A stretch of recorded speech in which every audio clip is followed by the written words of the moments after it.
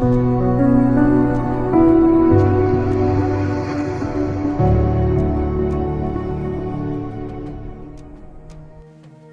යනු කඳුකර ප්‍රදේශවලින් බහුල ශුෂ්ක කාලගුණයකින් යොත් ඉහළ ජනවාර්ගික විවිධත්වයක් සහිත නිරිත දිග ආසියානු රටකි.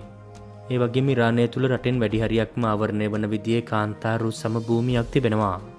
එම උස් වූ සම භූමිය වට කරගෙන කඳුකර තීරයක් පවතින අතර ඉරාන ජනගහනයෙන් වැඩි පිරිසක් වාසය කරන්නේ එම කඳුවළල්ලට ආසන්නවයි. ඒ ජලය නොමැතිව වියලී ගිය කාන්තාර භූමියක් ලෙස හඳුන්වන්නට පුළුවන්. උදාහරණයක් විදිහට ටෙහෙරාන් නගරයේ පිහිටා තිබෙන්නේ එල්බර්ස් කඳුකරයේ දක්ෂිණාන්තය තුලයි. එදා ඉරානය තම ප්‍රතාපවත් ගෘහ නිර්මාණ ශිල්පය සහ අලංකාරවත් උයන්වතු නිසා ලොව පුරා අතිශය ප්‍රසිද්ධියට පත්ව සිටියා. නමුත් 1978 සහ 1979 වර්ෂයේදී සිදු වූ ඉරාන විප්ලවය නිසා එරට නගරයන් විනාශ වී ගියා. නමුත් පසුවේම ඓතිහාසික ගොඩනැගිලි ආරක්ෂා කර ගැනීමට රට රජය විසින් විශාල වෙහෙසක් දරා තිබෙන බව ඉරානයට සංචාරය කරන ඔබට දැක ගන්නට පුළුවන් වේවි. නක්ස්නේජනාන් චතුරස්‍රය, මිලාද් ටවර්, ගුලේස්ටාන් මන්දිරය, පර්සියානු උද්‍යානය, ආමේනියානු ආශ්‍රමය, හසේප් සොහොන, අසාදි ටවර්, පිජන් ටවර්, යසාද්, මයිමාන්ද් ගුහා ගම්මානය සහ ශුස්තාර ජල පද්ධතිය යනු ඉරානයේ කැපීපෙනෙනම ඓතිහාසික වටිනාකමක් ඇති ප්‍රසිද්ධ ස්ථානයන් ලෙස හඳුන්වන්නට පුළුවන්. පර්සියානු අධිරාජ්‍ය පැවති කාලයේදී ඉරානයේ සුවිශේෂී භූමිකාවක් රඟ දැක්වුවා. කෙටියෙන්ම කිව්වොත් පර්සියානු අධිරාජ්‍යයේ හදවත ලෙස ක්‍රියා කළේ අද අපි ඉරානය ලෙස හඳුන්වන ප්‍රදේශයයි.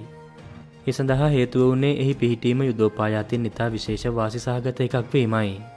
තවද පෙට්‍රෝලියම් වැනි ස්වභාවික සම්පත් වලින් බහුල රටක් වීමද තවත් එක් හේතුවකි. අදටත් ඉරානයේ ප්‍රධානම ආදායම් මාර්ගය වන්නේ තෙල් සහ ගෑස්. අද අපි ඉරානය ලෙස හැඳින්වුවද එදාය හැඳින්වූයේ පර්සියාව යනුවෙන්.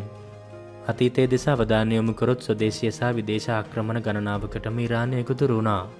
ඒ වගේම සංක්‍රමණිකයින්ගේ විශාල ආකර්ෂණයක්ද පැවතියා. ඒ සියලු ආක්‍රමණයන් අතරින් 7 වෙනි සියවසේදී පර්සියාවට එල්ල වූ අරාබි ජාතික මුසල්මානු ආක්‍රමණය ඉතාමත්ම විශේෂ එකක් වෙනවා. මොකද අද අපි දකින ඉරානයේ සංස්කෘතිය එම ආක්‍රමණයේ ප්‍රතිඵලයක් ලෙස හඳුන්වන්නට පුළුවන්. දැන් අපි ඉරානයේ භූගෝලීය පිහිටීම වෙත යමු වෙමු. ලෝක සිතියම දෙස අවධානය යොමු කිරීමේදී ඉරානය උතුරින් ඇසර්බයිජාන්, ආමේනියා, ටර්ක්මෙනිස්තාන් සහ කැස්පියන් මුහුදටද, නැගෙනහිරින් පාකිස්තානයට සහ ඇෆ්ගනිස්තානයටද, දකුණින් පර්සියානු ගල්ෆ් තීරයට සහ ඔමාන් ගල්ෆ් තීරයටද, බටහිරින් තුර්කියට සහ ඉරාකයටද මායිම්ව පවතින බව ඔබට පෙනෙනවා ඇති. තවද ඉරානයේ පර්සියානු ගල්ෆ් තීරයේ වූ දූපත් 12ක් පමණ පාලනය කරන බවද මෙහිදී මතක් කළ යුතුයි. ගිනිකඳු සහ භූතැටි ක්‍රියාකාරීත්වයන් ගැන කතා කරනවා නම් ඉරානයේ ගිනිකොනට වෙන්න මවුන්ට් ඇෆ්ටන් ලෙස හඳුන්වන අඩි 13261ක් තරම් උස සක්‍රීය ගිනිකන්දක් තිබෙනවා. ඒ විසින් කලින් කලට වායුන් සහ මඩ පිට කරනවා. නමුත් ඉරානයේ උතුරු ප්‍රදේශයේ පිහිටි මවුන්ට් ඩෙමවෑන් ලෙස හඳුන්වන ගිනිකන්ද නම් ඉතිහාසයේ පුරාවටම අක්‍රීය ගිනිකන්දක්ව පැවතියා. ඉතින් මේ විදිහේ ගිනිකඳු 8ක් ඉරානය තුල දැක ගන්නට පුළුවන්.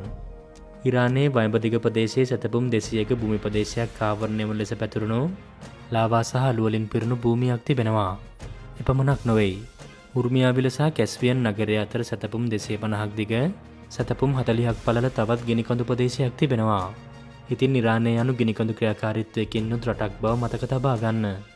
තවත් විශේෂම දෙයක් තමයි ඉරානය කියන්නේ නිතර භූමිකම්පාවන්ට ගොදුරු වෙන රටක්. 20 වෙනි ශතවර්ෂය තුල රික්ටර් මාපකයේ 7ට වඩා ඉහළ භූමිකම්පාවන් 200ක් පමණ ඇති වූ අතර ඉන් ජීවිත දහස් ගණනක් අහිමිව ගියා. 1990 වර්ෂයේදී ඇති වූ දරුණු භූකම්පනයේද මෙහිදී අමතක කරන්නට බෑ. කැස්පියන් වල ඇති වූ එම භූකම්පනයෙන් 50000කට ආසන්න පිරිසක් මරණයට පත් වුණා. 2003 වර්ෂයේදී තවත් දරුණු භූකම්පනයක් ඇති වුණා. ඉන් බැම් ලෙස හඳුන්වන ඓතිහාසික නගරයක් මුළුමනින්ම සමතලා වූ අතර මිනිස් ජීවිත 25000ක් පමණ විනාශයට පත් වුණා. මිහි මත වාර්තා වූ ඉහළම උෂ්ණත්වය වශයෙන් සැලකෙන සෙල්සියස් අංශක 70.7ක උෂ්ණත්වය ඉරානයේ ලුට්කාන්තාරයෙන් වාර්තා වුණා. එසේ වුණත් ඉරානය යනු මැද පෙරදිග රටවල් අතරින් හිම මත ලිස්සා යාම සඳහා සුදුසුම ස්ථානයක් ලෙසද හඳුන්වන්නට පුළුවන්. ඉරානය තුල ප්‍රධාන ගංගාවන් 3ක් තිබෙනවා. නමුත් යාත්‍රා කිරීමට හැකියාව ඇත්තේ කරුන් ලෙස හඳුන්වන ගංගාව තුල පමණයි. සග්‍රෝස් කඳුකරයෙන් හටගන්නා එම ගංගාව දකුණු ප්‍රදේශය හරහා බැස ගොස් පර්සියානු ගල්ෆ් තීරයෙන් සාගරයට වැටෙනවා. සෆීඩ් ලෙස හඳුන්වන අනෙක් ගංගාව හටගන්නේ උතුරේ පිහිටි එල්බර්ස් කඳුකරයෙන්. එය කැස්පියන් මුහුද බලා ගලා පසිනවා. ඒ වගේම අවසාන ගංගාව වන ඩෙස්ටෑම් ගංගාව මැද පෙරදිග පිහිටි විශාලතම ගංගාවන් අතරින් එකක් ලෙස හඳුන්වන්නට පුළුවන්. එම ගංගා නිම්නයන් තුළ කෘෂිකාර්මික කටයුතු ඉතා සාර්ථකව සිදු වෙනවා. ඊට ස්තුතිවන්ත වෙන්නේ ඉරානයට ලොව අංක 1 සැෆ්‍රන් පිස්තාෂියෝ සහ ස්ටෝන් ෆුඩ්ස් නිෂ්පාදකයා බවට පත්වීමට හැකි වී තිබෙනවා. ඒ වගේම ඉරානය තුළ ඇල්කොහොල් සම්පූර්ණයෙන්ම තහනම් කර තිබුණද නොයෙක් ක්‍රමයන් මගින් රට තුළට හොර රහසේ ඇල්කොහොල් ගෙන එනවා. ඉරාන ජාතිකයින්ට නැතුම බැරි දේවල් දෙකක් ලෙස තේ සහ කැවිය හඳුන්වන්නට පුළුවන්.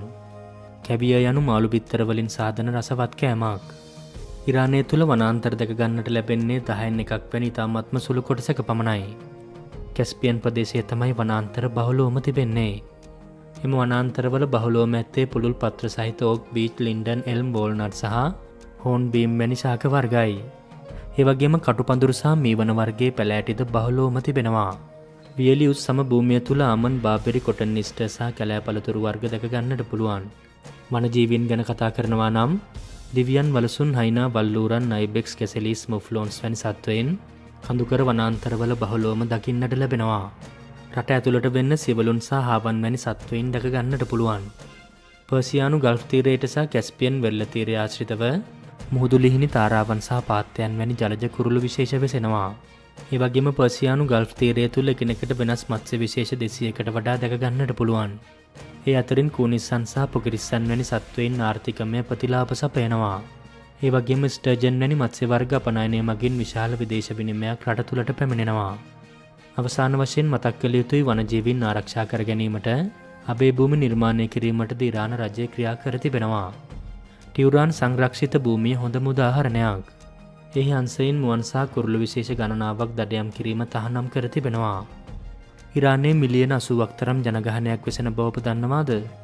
ඒ වගේම ඉරානය තමයි මැද පෙරදිග වූ රටවල් අතරින් දෙවෙනියට වැඩිම ජනගහනයක් වෙසෙන රට වන්නේ. ඉරානයේ ජනගහනයෙන් 62% තරම් ප්‍රමාණයක් පර්සියානු ජාතිකයින් වන අතර දෙවෙනියට විශාලතම ජනවර්ගය වන්නේ ඇසේරිස්. ඒ වගේම කර්ස් ජනවර්ගයේ 9% තරම් ප්‍රතිශතයක් වෙසෙනවා. ඉතුරු 12% සෑදී තිබෙන්නේ ලර්ස්, බලුකිස් සහ අරාබියානු වැනි සුළු ජනවර්ග වලින්. මෙම සියලු ජනවර්ගයන් ඉරානය තුළ තම මුදල් ඒකකයේ විදියට භාවිතා කරන්නේ රියාල් වන අතර අනෙක් විශේෂත්වය වන්නේ ලංකාවේ අපි පාරේ වම්පසින් වාහන පැදුවද ඉරානයේ වාහන පදවනු ලබන්නේ පාරේ දකුණු පැත්තෙන්. ඉරානයේ නිල භාෂාව ලෙස පර්සියානු හෝ ෆාසි භාෂාව භාවිතා වෙනවා. මතක තබා ගන්න ඉරානය තමයි ලොව දෙවෙනියට විශාලතම ෂියා මුස්ලිම් රට වන්නේ. සුන්නි සහ ෂියා යනුවෙන් නිකායන් දෙකක් ඇති වුණේ මුහම්මද් තුමාගේ මරණයෙන් පසුවයි. බහුතරයක් මුහම්මද් තුමාගෙන් පසු නීත්‍යානුකූල පදවි අනුප්‍රාප්තිකයා වශයෙන් සැලකුවේ ඔහුගේ මාමා සහ සමීපතම මිතුරෙකු වන අබු බකර්වයි. නමුත් කුඩා කණ්ඩායමක් විශ්වාස කරේ ඒ අලි ඉබ්න් නබි තලීබ් ලෙස හඳුන්වන ඔහුගේ බෑනා බවයි. ඉතින් ඉන්පසුව සුන්නි මුස්ලිම්වරු බහුතරය බවට පත් වූ අතර ෂියා මුස්ලිම්වරු සුළුතරය බවට පත් වුණා. ඉරානයේ ආණ්ඩු ක්‍රම ව්‍යවස්ථාව තරමක් තේරුම් ගැනීමට අපහසු එකක් ලෙස හඳුන්වන්නට පුළුවන්. මොකද එහි විධිමත් නීති සම්පාදකයින් වගේම ආණ්ඩුවට බලපෑම් කිරීමට සමත් ආගමික නායකයින්ද සිටිනවා. පැටිම බලයක් ඇත්තේ අයතොල්ලාවරයාටයි. ඔහු රාජ්‍ය නායකයා වගේම රට අභ්‍යන්තරයේ සහ ඉන් පිටත වූ සමස්ත ෂියා මුස්ලිම්වරුන්ගේ නායකයාද වෙනවා. ඔහුව පත් කරනු ලබන්නේ පූජක මණ්ඩලයක් විසින්. ජනාධිපතිවරණ සමයේදී සියලු ජනපති අපේක්ෂකයින්ට අනුමැතිය ලබා දෙන්නේ දෙම කණ්ඩායම විසින්. පසුව ජනතාව විසින් ජනපතිවරයා තෝරාපත් කරගන්නා අතර එම ජනපතිවරයා විසින් අමාත්‍ය ධූරවලට පුද්ගලයන් පත් කරගනු ලබනවා. නමුත් හමුදා නායකයාව තෝරාපත් කරගන්නේ නම් අයතොල්ලා නොහොත් ආගමික නායකයා විසින්. ඉරානය තුළ ඉස්ලාම් ආගම විසින් පනවන ලද දැඩි නීති රීති තිබුණද එරට ජනතාව එම නීති රීති අකුරටම පිළිපදින බවක් නම් පෙනෙන්නට නැහැ. උදාහරණයක් විදියට හිජාබය අනිවාර්ය කර තිබුණද බොහෝ කාන්තාවන් එය ගෙලසා ඉදිරිපස සෙකෙස් පෙනෙනසේ සැහැල්ලුවෙන් පැනද සිටිනවා. ඒ වගේම භූගත සමාජ ශාලාවලට එක් රැස් වෙන තරුණ තරුණියන් බටහිර රටවල් වල මෙන් කාබී විනෝද වෙන අවස්ථා එමට තිබෙනවා. ඒ බව රජය සහ පොලිසිය දැන සිටියද දැඩි මර්දනකාරී පිළිවෙතක් අනුගමනය කරන්නේ නැහැ. ඇෆ්ගනිස්තානයේ සහ ටජිකිස්තානයේ ඉරානයේ සමීපතමයින් ලෙස හඳුන්වන්නට පුළුවන්. මැද පෙරදිගින් පිටත ඉරානයේ හොඳම මිතුරන් වන්නේ රුසියාව සහ වෙනිසියුලාවයි. ඉතින් මේ ඔබ දුටුවේ මේ දිනවල ලෝම කතාවෙන ඉරානය ගැන ඔබ මෙතෙක් නොදැන සිටි තොරතුරු කිහිපයක්. ලෝකයේ රටවල් පිළිබඳ ඔබ නොදත් මෙවැනි දේවල් දිනපතා දැනගන්න අපිව සබ්ස්ක්‍රයිබ් කරන්න. ඒ වගේම කුඩා සීනු වෙබ්බුවත් අලුත් වීඩියෝ එකක් දාපු ගමන් ඔබට දැනගන්නටත් පුළුවන්.